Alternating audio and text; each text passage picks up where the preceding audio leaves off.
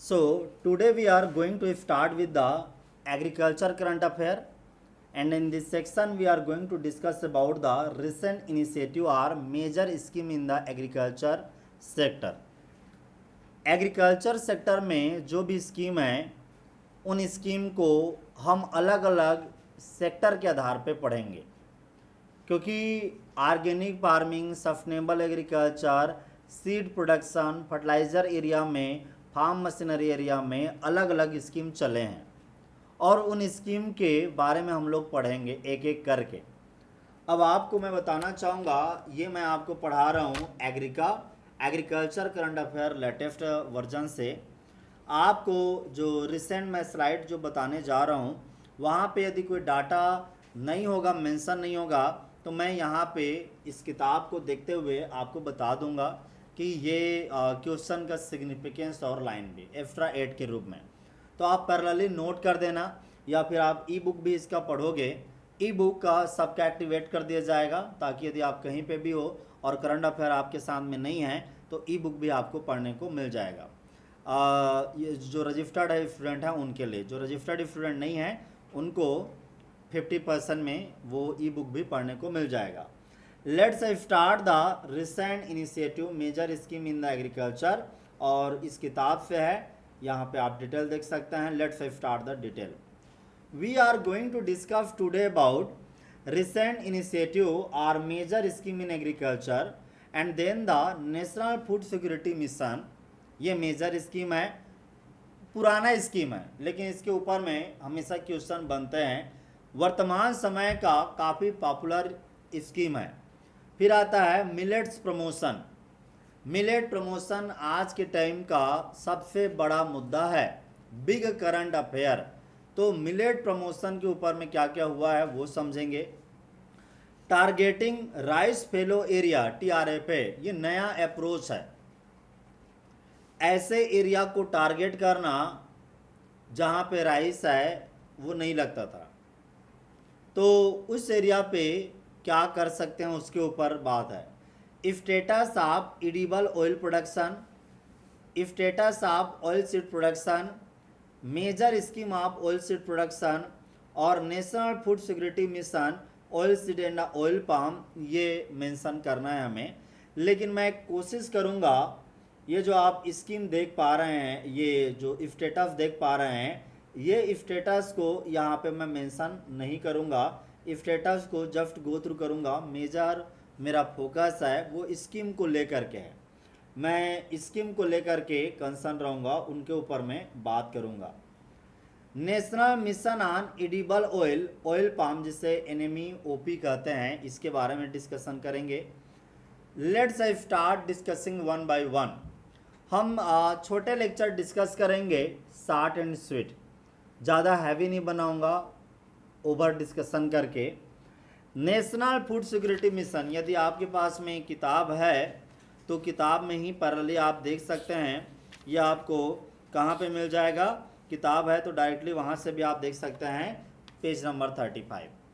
ठीक है, क्योंकि मुझे मेरा काम है, कंटेंट तो आपको प्रोवाइड हो ही जाएगा, मेन काम है एक्सप्लेन करना, समझाना कि उसके ऊपर में क्या पूछा जाता है और क्या इम्पोर्टेंट है।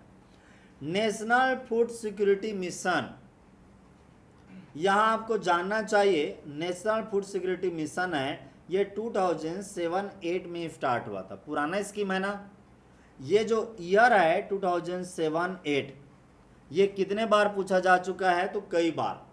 मैं आपको बताऊंगा, पहली बार पूछा गया, एक बार पूछा गया है ICAR PG 2021 में और ICAR UG 2015 में। तो ये इम्पॉर्टेंट है कि नेशनल फूड सिक्योरिटी मिशन 2007-8 में लॉन्च हुआ। और आपके जानकारी के लिए बता दूं, इस स्कीम में क्या चीज़ आपको ध्यान रखना है, क्या इम्पॉर्टेंट है, ये भी पहलू आपको बता दूं। ये जो आप देख पा रहे हैं, ये 7-8 का स्कीम है, ये तो है इम्पॉर्टेंट फैक्ट। मेन है कि ये स्कीम कह क्या रहा है, किसके ऊपर फोकस है, तो नाम में लिखा है नेशनल फूड सिक्योरिटी मिशन। आप इसी का मतलब समझिए। फूड सिक्योरिटी का मतलब क्या होता है बताइए ज़रा। फूड सिक्योरिटी का मतलब होता है, तीन बातें होती है। फूड सिक्योरिटी को डिफाइन करने में। अपने पब्लिक को जो फूड मटेरियल है उसको अवेलेबल कराना, एक्सेसिबल कराना, ये दो मेन बातें होती है। और उसको अवेलेबल का क्या मतलब है, पहले तो जनता को वो फूड है वो मिले, मतलब अब प्रोड्यूस रहेगा, उत्पादन रहेगा तभी तो मिलेगा ना। और दूसरी बात है उनको एक्सेसिबल हो, मतलब उन तक पहुंच सके। अब आप उसको दिल्ली में गेहूं पैदा किए और ज़रूरत है नॉर्थ ईस्ट में और नहीं पहुंच पाया तो बेकार है। अब पहुंचे तो उसमें परचेजिंग पावर भी हो, दे कैन बाय इट, मतलब किसी भी तरह से आप जनता के पेट में खाना जाए ये इंश्योर करना फूड सिक्योरिटी है। तो इसमें तीन बातें होती है, पहला प्रोड्यूस करके अवेलेबल कराना, और दूसरा है एक्सेसिबल बनाना ताकि वो जनता तक पहुंच सके फूड, और तीसरा है उनको परचेजिंग पावर बढ़ाना। क्योंकि आप फूड सिक्योरिटी को आप अपने मर्जी से डिफाइन करते हो, किसी भी वर्ड को तो कुछ भी डिफाइन कर सकते हो, but what government is defining the things is the most important thing. और गवर्नमेंट इन तीन पहलू को लेकर के फूड सिक्योरिटी को डिफाइन करता है, जिसे कहते हैं सरकारी डेफिनेशन या स्टैंडर्ड डेफिनेशन। क्या क्या बातें मैंने कहा, अवेलेबिलिटी, एक्सेसिबिलिटी और परचेजिंग कैपेसिटी बढ़ाना, अवेलेबल कराना और एक्सेसिबल बढ़ाना, एक्सेसिबल कराना फूड को अपने पब्लिक के लिए, ये फूड सिक्योरिटी का डेफिनेशन है। अब यहाँ पे है मिशन, तो आपको बता दूं एक आया था पहले नेशनल फूड सिक्योरिटी एक्ट, वो 2013 में आया था, वो अलग था। उसका काम था कम कीमत में जो फूड ग्रेन है उसको पब्लिक को एक्सेसिबल बनाना, उसको प्रोवाइड करना। क्या था उसमें, उस नियम में, जिसको राइट टू फूड कहते हैं, नेशनल फूड सिक्योरिटी एक्ट कहते हैं, वो 2013 में आया था। उसमें यह था कि 3 रुपीज़ में 1 किलो राइस सस्ता, 2 रुपीज़ में 1 किलो वेट, और 1 रुपीज़ में 1 kg मिलेट, ये मेंशन था।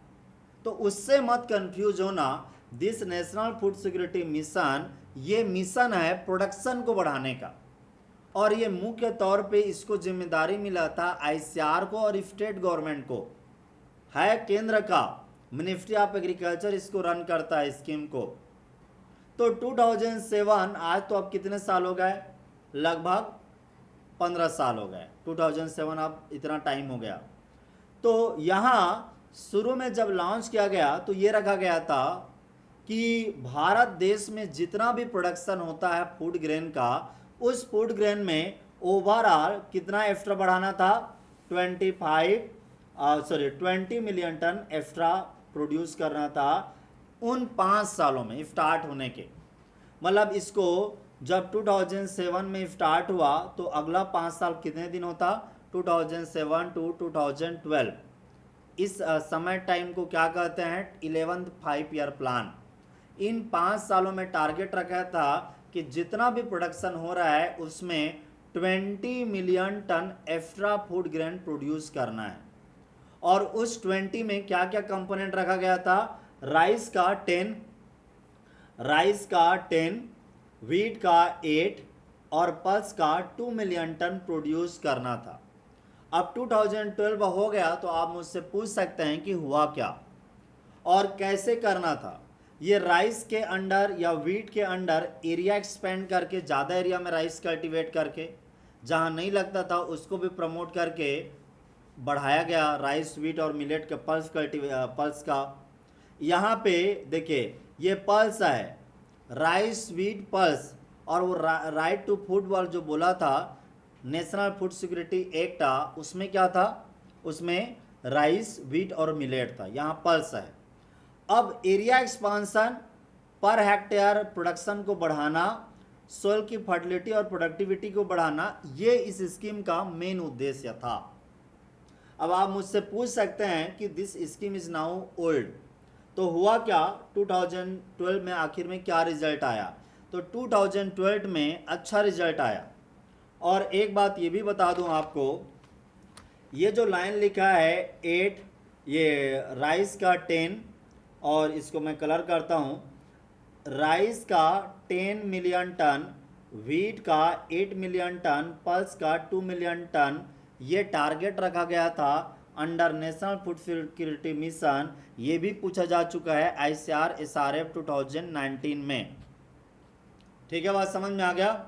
और इसके बाद ऑब्जेक्टिव भी आप जान गए कि क्या ऑब्जेक्टिव रखा गया था। अब बात आता है कि 2012 में टाइम पूरा हो गया तो रिजल्ट क्या आया। रिजल्ट था 12th प्लान जब आया तो अब इसमें सफलता मिल चुकी थी। 2012 में 20 मिलियन टन का टारगेट रखा गया था और हमें प्रोडक्शन कितना मिला था इन 5 सालों में। 2007 टू 2012 में हमें मिला था प्रोडक्शन 35 मिलियन टन। कितना extra? 15 million tonne. 20 plus 15 equal to 35। तो 15 मिलियन टन एक्स्ट्रा प्रोडक्शन हुआ तो ये उत्साह का विषय था। तो गवर्नमेंट ऑफ इंडिया ने फिर टारगेट रखा 2012 टू अगला 5 साल कब हो जाएगा 2017। तो 2012 टू 2017 तक को कह सकते थे आप 12th प्लान, लेकिन उसके बाद तो 5 ईयर प्लान ही फुस हो गया था 2024 के बाद से, क्योंकि प्लानिंग कमीशन खत्म हो गया था। जो 5 ईयर प्लान रिलीज करता था उसका जगह ले लिया था नीति आयोग ने। लेकिन फिर भी 5 साल के लिए जो टारगेट रखा था तो उस टारगेट में क्या आया था, उसमें उन 5 सालों में अगला टारगेट रखा गया था अगली बार 25 मिलियन टन। और जो टारगेट रखा गया था, बोला गया था चलो राइस का तो 10 ही करते हैं, राइस का 10 मिलियन टन ही टारगेट रखते हैं और गेहूं का 8 मिलियन टन ही टारगेट रखते हैं। लेकिन 2 चीज़ में चेंज किया गया था अगला टारगेट में। पल्स का 2 मिलियन टन एक्स्ट्रा बढ़ाएंगे बोला, और साथ ही साथ जो कोर्स सीरियल है मिलेट को भी इंक्लूड किया गया और कहा गया कि इनका भी 3 मिलियन टन एक्स्ट्रा बढ़ाएंगे, ये इसमें प्रोविज़न था। अब चूंकि 2017 भी हो गया है तो अब हमारे पास में सवाल ये उठता है कि उसके बाद क्या हुआ इस प्रोग्राम का। तो 2017 से 2-3 साल के लिए, 2 साल के लिए, 17 से 19 के लिए 2 साल के लिए इसको और कंटिन्यू बढ़ाया गया और नया टारगेट रखा गया कि और हम लोग इन छोटे 2 साल में 13 मिलियन टन का टारगेट रखेंगे। 5 साल का टारगेट नहीं था ये मात्र अगले 2 साल का टारगेट था। और रखा गया कि इन 2 साल में राइस का 5 मिलियन टन, व्हीट का 5 मिलियन टन, पल्स का 3 मिलियन टन, कोर्स सीरियल का 2 मिलियन बढ़ाएंगे, ये रखा गया था। और बिल्कुल एक बात और था फोकस करने का, एक्स्ट्रा ऑब्जेक्टिव मेंशन किया गया था कि हम ये भी काम करेंगे, पोस्ट हार्वेस्ट वैल्यू एडिशन करेंगे। पोस्ट हार्वेस्ट वैल्यू एडिशन मतलब समझ रहे हैं कि राइस का प्रोडक्शन होगा तो उसे प्रोसेस करके तैयार भी करेंगे, चावल बना के भी बेचेंगे या किसान को प्रमोट करेंगे। उसके लिए भी जो मिल की होता है ना छोटा सा मिल मशीन, राइस के ग्रेन से चावल बनाएं, इस तरह के चीज़ें मशीन वगैरह भी देने का प्रोविज़न हो गया इस स्कीम के तहत में, क्योंकि वो केवल फसल तैयार ज़्यादा उत्पादन करें उसी के स्कीम नहीं रह गया था, बाकी ये आगे भी ये बढ़ गया था। तो जब भी आप किसी स्कीम के लगातार उसके 10 ईयर्स को आप ट्रैक करते हो तो एक अलग फीलिंग आती है कि आखिर में स्कीम चालू हुआ था तो लास्ट में क्या हुआ। And that is the most important to understand the story line of the scheme. हाँ, इसकी फंडिंग पैटर्न की बात करें तो इसमें जो फंडिंग पैटर्न है वो क्या सीन था। फंडिंग पैटर्न की बात करें, हाँ अभी लेटेस्ट में देखें 2021 में तो फिर से एडिशनल टारगेट रखा गया था। बाकी एक कॉन्सेप्ट समझ में आ गया है तो एवरी पॉइंट को जानना जरूरी नहीं है। यहाँ पे आपको इतना ही बता दूँ कि इसमें बहुत सारे कार्यक्रम को मेंशन किया गया था। बायो फर्टिलाइज़र बांटना, माइक्रो न्यूट्रेंट, सीड का प्रोडक्शन करना, हाइब्रिड सीड प्रोडक्शन का काम करना, everything was mentioned in this scheme. और अब इसको अलग अलग एरिया के हिसाब से जानते हैं। NFSM rice, NSFM wheat, NFSM pulse और NFSM कोर्स सीरियल, इस तरह से। और साथ ही साथ मिलेट को लेकर के NFSM न्यूट्री सीरियल का भी कंपोनेंट रख दिया गया। तो ये इसका चेंज है। एक बात और बता दूं, फंडिंग पैटर्न 50-40 का गवर्नमेंट ऑफ इंडिया और स्टेट गवर्नमेंट के बीच में 60-40 का फंडिंग पैटर्न रहा केवल नॉर्थ ईस्ट को छोड़ के नॉर्थ ईस्ट में जनरली कितना रहता है, नॉर्थ ईस्ट में रहता है 1910 का। ये एक स्टैंडर्ड पैटर्न है। आप नॉर्थ ईस्ट के छोड़ के यदि कोई स्कीम केंद्र सरकार का दूसरे राज्य के लिए चल रहा है तो 60-40 का स्कीम रहता है। 60% केंद्र सरकार का और 40% स्टेट गवर्नमेंट का। लेकिन नॉर्थ ईस्ट में रहता है 1910 का। सेंटर देगा 90% फंड और नॉर्थ स्टेट को, और 10% वो कंट्रीब्यूट करेंगे स्कीम को रन करने के लिए। ठीक है, ये फंडिंग पैटर्न होता है। तो उम्मीद है नेशनल फूड सिक्योरिटी मिशन के एक बेसिक कॉन्सेप्ट आपको समझ में आया होगा। यहाँ फंडिंग पैटर्न आपको बता दिया 60-40 का, और नॉर्थ ईस्ट के लिए बताया 1910 का। यूनियन टेरेटरी के लिए रहता है 100% तक का। यूनियन टेरेटरी तो केंद्र सरकार का ही होता है ना। एलोकेशन की बात है तो ओके, हाँ इसमें ये पॉइंट जरूर था कि एलोकेशन जो होता है, allocation is made for the women farmer. जब सब्सिडी गाइडलाइंस वगैरह तैयार होता है तो 30% कम से कम जो सब्सिडी का प्रोविज़न होगा इस स्कीम के तहत में, कोई भी बायो फर्टिलाइज़र बांटने के लिए, कुछ भी करने के लिए, तो वो 30% वुमेन के लिए रहेगा, और स्मॉल एंड मार्जिनल फार्मर 33% उनके लिए रहेगा। तो थोड़ा सा डिटेल ही होगा, बट उम्मीद है कि ये चीज़ें समझ में आया होगा आपको।